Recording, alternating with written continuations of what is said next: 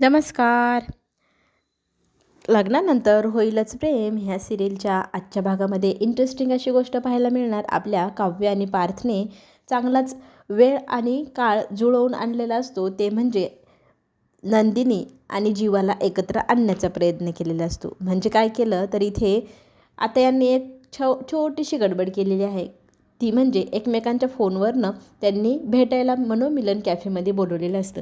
आता हे दोघे तिथे आलेलेही असतात. एकमेकांकडे रागाने पाहू लागतात. इथे मनातले मनात म्हणत असतं की याने मला इथे बोलवले आणि आता इथे आल्यानंतर माझ्याशी हा काही बोलत पण नाही आहे.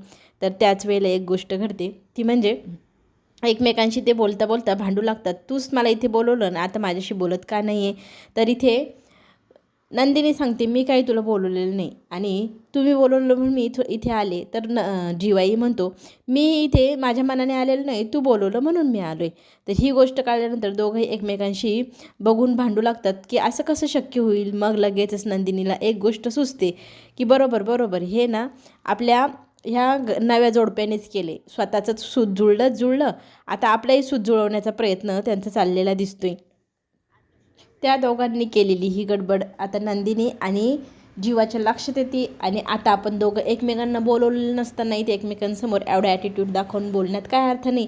असाच विचार करून दोघंजणं म्हणू लागतात की मीही इथे तुम्हाला भेटायला एवढी उतावीळ झाली होती. असं काही नाही, मी नाही थांबणार इथे, मीही निघते. आणि जीवा आणि नंदिनी दोघंही टेबलावर उठून निघायला तयारीतच असतात. आणि बघता बघता त्यांचे फॅन्स त्यांना आजूबाजूने पाहू लागतात. ती फॅन्स ओळखल्यानंतर म्हणू लागतात की हे तर जीवा नंदिनी.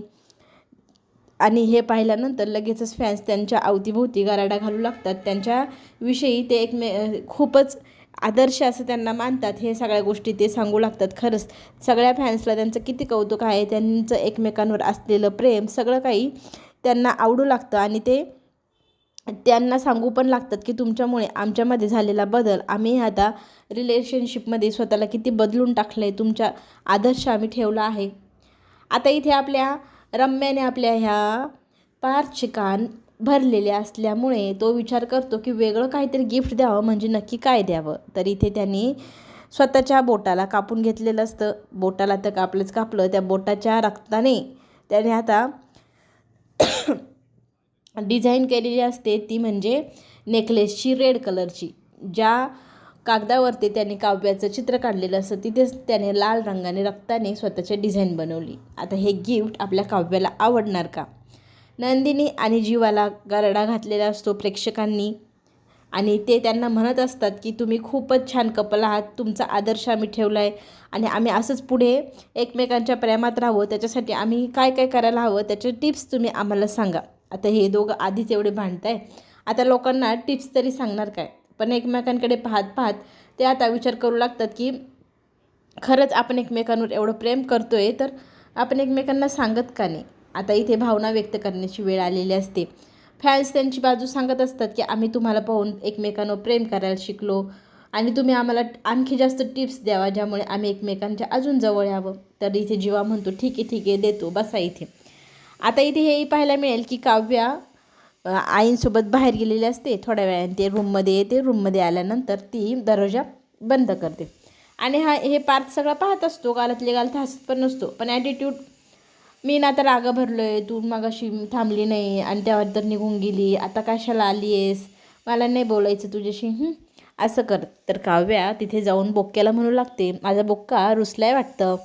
तर तो म्हणतो रुसेलच ना, तू काय मला भाव देत नाही, माझी वेळ पाहत नाही, असं तसं. तर ती त्याच्या अगदी जवळ जाते.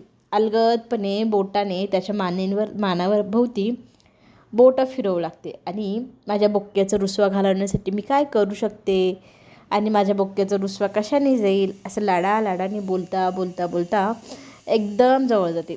आणि हा बोका आता उतावीळ नवरा हा तर लगेच म्हणतो तुझा बोका असा, पण तू किती रागवली तरी लगेच खुश होऊन जातो तू जवळ आली की, असं म्हणत लगेच तिला मिठीत घेतो. आई तर आता काव्य हसू लागते. अरे देवा, हा तर गुडघ्याला बाशिंग उतावीळ नवराच निघाला.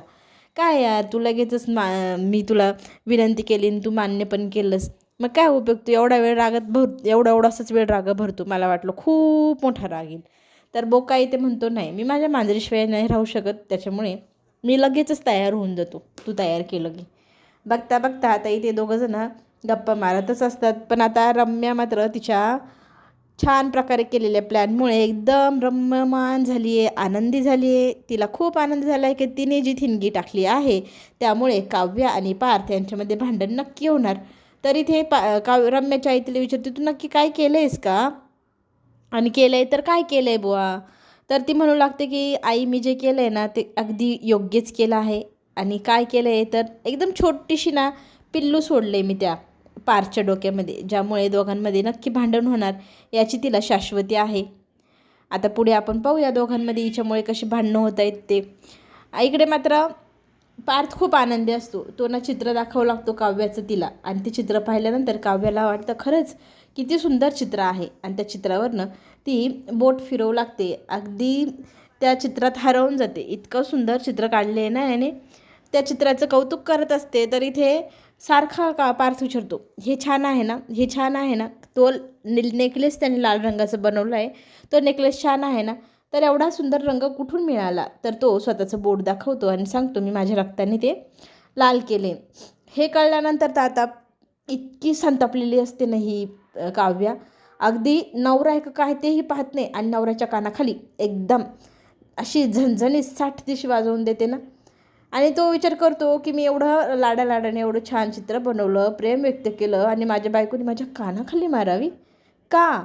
तर आता इथे काव्य सांगू लागते, एखादा फालतू जो आशिक असतो ना त्या टाईपचं कृत्य तू केलं आहे, आणि तुम्हाला विचारतोयस तू का रागवली आहेस. मला हे अजिबात पटलेलं नाही की तू हे रक्ताने रंगवलेस. इकडे मात्र रम्या आता वाटच पाहते त्या दोघांचं भांडण कधी वाढणार आणि त्या दोघांच्या भांडणाचा ती फायदा कधी घेणार. त्याच्यासाठीच तर ती आता एकदम आनंदाने तयार झालेली आहे. स्वतःची नखं पेंट करते, काय काय काय, कारण तिला जेव्हा वेळ मिळेल ती लगेच पारच्या गाळ्यामध्ये जाऊन पडणार हे तिला माहितीच आहे. ठरल्याप्रमाणे ती तिच्या आनंदात रममान असते. इकडं मात्र आता नंदिनी आणि जीवा फॅन्स लोकांना सांगू लागतात की एकमेकांवरचं प्रेम वाढवण्यासाठी काय काय करायचं, टिप्स सांगू लागतात दोघंजणं. आता टिप्समध्ये काय काय आहे तर इथे आपल्याला हे पाहायला मिळेल की एकमेकांचा आदर करायला हवा. एखादी गोष्ट एखाद्याला आवडत नसेल तर ती त्याच्यावर जबरदस्ती लादायची नाही. प्रेम म्हणजे असं तर नाही ना की मला आवडतं मग तुला आवडलंच पाहिजे, मग मी हे खाते तर तू हेच खाल्लंच पाहिजे. हे ना मनाची भावना असते, आणि ती जबरदस्ती लादल्याने ती आणखी दूर जाते. आपण एकमेकांचा आदर करायला हवा, एकमेकांमध्ये ओढ निर्माण होईल असंच राहायला हवं. आणि ओढ अशी निर्माण व्हायला हवी की जरा थोडा वेळ जरी एकमेकांपासून दूर गेलो तरी असं झालं पाहिजे की मी कधी त्यांना भेटेल आणि कधी त्यांना बघेल. याला म्हणतात प्रेमाची ओढ. आणि ती वय झालं काही झालं तरी ती संपता कामा नये. नाहीतर नवीन नवीन फार क्रेज असते आणि नंतर कंटाळा येतो. याला प्रेम म्हणायचं नाही. प्रेम म्हणजे निवांत असा विसाव्याचं ठिकाण असतं. प्रेम म्हणजे एक आपला ओलावा असतो. प्रेम म्हणजे जे जे असतं ते सगळं काही इथे नंदिनी आणि जीवा सांगू लागतात. त्या दोघांची ते सगळे उदाहरणं ऐकून ह्या नव्या पिढीला खरंच आपण एखादी गोष्ट पाहिली आणि तिच्याकडे अट्रॅक्ट होतो आणि थोड्या दिवसांनी तिचा क्रेज निघून जातो. असं म्हणजे प्रेम वगैरे असं काही नाही. प्रेम म्हणजे निवांत करण्याची गोष्ट आहे. ती घाई गडबडीत करायची नाही. एकमेकांचा आदर करायचा, एकमेकांच्या भावना समजून घ्यायच्या, एकमेकांचं ओझं होता कामा नये. एकमेकांना हवीशी गोष्ट व्हायची, ओढ व्हायचं, असं असतं नातं, असं असतं प्रेम. आणि ह्या सगळ्या प्रेमाच्या भावना नंदिनी आणि जीवा एकमेकांकडे पाहत पाहत बोलत असतात. अगदी काल परवापर्यंत भांडणारं हे कपल आज एकमेकांबद्दल चांगल्या गोष्टी सांगू लागतात. आम्ही चहा जरी पिला ना तर एकाच कपातला अर्धा करून पितो. म्हणजे हे प्रेम आमचं 90च्या जमान्यातलं. आजकाल एकाच कपाने पिलं तरी प्रेम वाढत नाही, पण ओढ हवी ना एकमेकांबद्दल. ह्या सगळ्या गोष्टी ते दोघंजणं बोलत असतात. फॅन्स लोक त्यांचं कौतुक करत असतात. इथे मात्र आता काव्या पार्थवर रुसलेली आहे आणि ती फारच इमोशनल झालेली आहे की तू जे वागलं आहेस ना ते मला अजिबात पटलेलं नाही. आता पटलेलं नाही मग त्याचं कारण काय, तर खरं तर इथे ती राग भरलेली आहे की तुला स्वतःला दुखापत करून घ्यायची काहीच गरज नव्हती. स्वतःचा हात कापून घेतला, तुझ्या बोटाला लागलं, ही गोष्ट मला अजिबात आवडलेली नाही. तुझ्या बोटाला कापल्यामुळे तुला किती दुखला असेल, तुला याची जाणीव तरी आहे का. आणि तुला झालेले वेदना मला अजिबात सहन होत नाही हे तुला माहिती असतानाही तू हे असं का करावं. आणि तुला जर हे असंच करायचं तर मी पण करू का, मी करू, माझं बोट कापू आणि ते बोट कापून तुला लव लेटर लिहू. तर इथे ती लगेचच चाकू उचलते, स्वतःचं बोट कापायला घेते.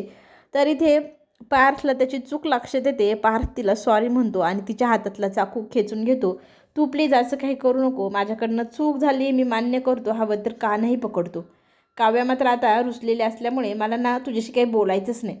तू जे वागला आहेस, ते जे केलं आहेस ते फारच चुकीचं केलं आहे, हे तुला समजतच नसेल तर बोलण्यात काही अर्थच नाही, असं म्हणत ती तिथून लगेचच निघायला बाहेर जाते. तर इथे तिच्या मागोमागो लगेच आपला पार्थ पण ऐक ना काव्या करत करत निघालेला असतो. आणि ह्या दोघांमधली सुरुवात झाली भांडणाची पाहून आपल्या रम्याला फार आनंद होत असतो, कारण तिने बरोबर छोटंसंच पिल्लू फेकलेलं असतं पार्थच्या डोक्यामध्ये आणि त्या पिल्लामुळे ह्या दोघांमध्ये वाद निर्माण झाला. हळूहळू असेच त्यांचे वाद वाढवत जायचे आणि त्या दोघांना एकमेकांपासून दूर करायचं असा प्लॅन आपल्या रम्या मॅडमने केला आहे आणि तो यशस्वी होतानाही दिसतोय.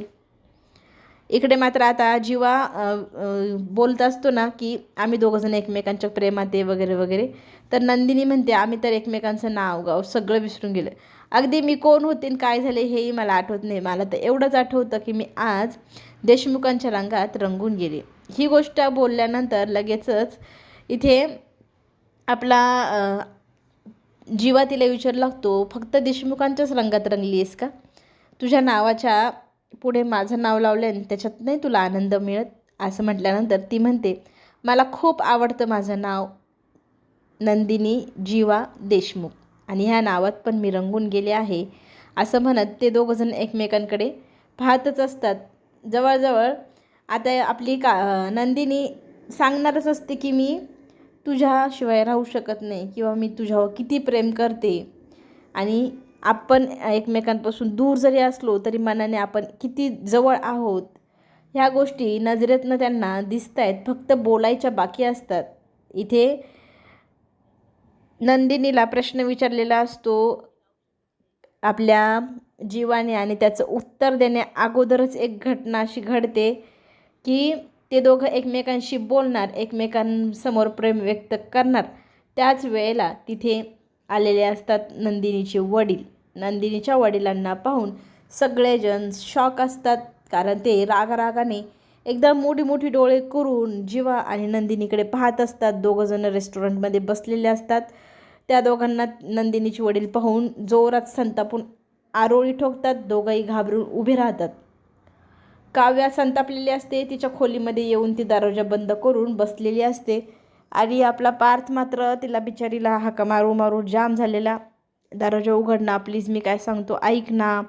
पण इथे आता रुसलेली रागवलेली आपली काव्या काही केल्या ऐकायला तयार नाही. तर तितक्यात रम्याने आता इथे डाव साधला. रम्या जाऊन पोचली तिथे आणि म्हणू लागते की काय झालं, तुमच्या दोघांमध्ये भांडण झालं का? कशाला भांडलास तूच काहीतरी केलं असशील पार्थ, त्याच्यामुळे काव्या एवढी राग भरली. अरे तू तिच्याशी गोड बोलायचं, तिच्यासमोर माफी हवी तर तू नाही मागत, ठीक आहे थांब मीच माफी मागते. असं म्हणत ती लगेचच काव्याला हाका मारून सांगते की माझा मित्र ना जरा वेडा आहे, त्याच्या वतीने मी माफी मागते. तर इथे पार्थ म्हणू लागतो माझ्या वतीने तू का बरं माफी मागते, तू काहीच बोलू नको आमच्या दोघांमध्ये. पण इथे रम्या आता मध्ये करू लागते आणि त्या दोघांमध्ये भांडण वाढवण्याचा तिचा विचार आता काव्याच्या हे लक्षात येतं. काव्या म्हणते ही कशाला मध्ये करते, आम्ही दोघं नवरा बायको आमचं बघू ना काय करायचं किंवा काय नाही. पण ती बाहेरून बोलू लागते की बघ ना माझ्याकडे बॉयफ्रेंड नाही, ना नवरा ना मित्र, आणि जो एक मित्र होता तोही तू हिरावून घेतलास माझ्याकडनं आणि आता त्याच्याशीच तू भांडण पण करते. अगं माझ्या मित्राशी भांडू तरी नको. असं म्हटल्यानंतर इथे काव्या संतापते. आता ही कोण मला सांगणारी, आणि मी हिचा कधी मित्र मी घेतला आहे. ही जरा जास्तच मध्ये करत आहे, ती ना संतापलेली असते मध्ये. इकडे मात्र रम्या दोघांमध्ये भांडणं लावण्यासाठी मी त्याच्या वतीने माफी मागते, माझा मित्र वेडा आहे एकदम असं वगैरे काहीतरी बोलू लागते. तर इथे पार्थ तिला हाताला धरून खेचून बाजूला घेऊन जातो. आधीच आमचं भांडण झाले, तू मध्ये बोलल्याने आणखी जास्त होईल, प्लीज बाई तू शांत बस आणि इथून निघून जा. तर ती लगेच बोट पाहते इथे पार्थचं, आणि पार्थला म्हणते तुझ्या बोटाला इतकं लागलं आहे, अरे बापरे थांब, आणि तू फक्त त्याला पट्टीच लावली आहे, औषध लावायला हवं होतं, औषध लावलं तर लवकर बरं होईल, आणि मी तुझ्या बोटाला छान प्रकारे औषध लावून देते, असं म्हणत त्याच्या हाताला धरून ती औषध लावायला घेऊन जात असते. काव्या मात्र आता संतापती, दरवाजा उघडते, दरवाजा उघडून म्हणते हां हां हां, जा जा त्याला घेऊन जा, त्याच्या बोटाला क्रीम लावूनच दाखव मला. आता इथे पार्थ चांगलाच सिच्युएशनमध्ये अडकला आहे. त्याच्यातनं तो बाहेर कसा पडेल, की यांच्यात वाद आणखीच चिघळेल, हे आपल्याला पुढील भागातच पाहायला मिळणार. काव्या काही गेला इथे माफ करायलाच तयार नाही. आता नंदिनी जीवाभोवती पण एक मोठा असा संकटाचा डोलारा उभा आहे. नंदिनीचे वडील नंदिनीला हाताला धरतात आणि चल आपल्या घरी म्हणू लागतात, मी तुझा हात चुकीच्या हातामध्ये जाऊ देणार नाही, आणि ह्या माणसाशी बोलण्यात अजिबात काही रसही नाही, ह्या माणसापासून दूर राहा असं म्हणत तिला ते घरी चल म्हणू लागतात. तर इथे तो माफी मागतो, प्लीज काका ऐका, आम्हाला दोघांना वेगळं करू नका. दोघंही एकमेकांच्या हातात हात घट्ट देतात, हात सोडायला तयार नसतात. मात्र आता नंदिनीचे वडील संतापलेले असतात, ते काही ऐकायला तयार नाही आणि ते घेऊन जातात इथे नंदिनीला घरी त्यांच्या.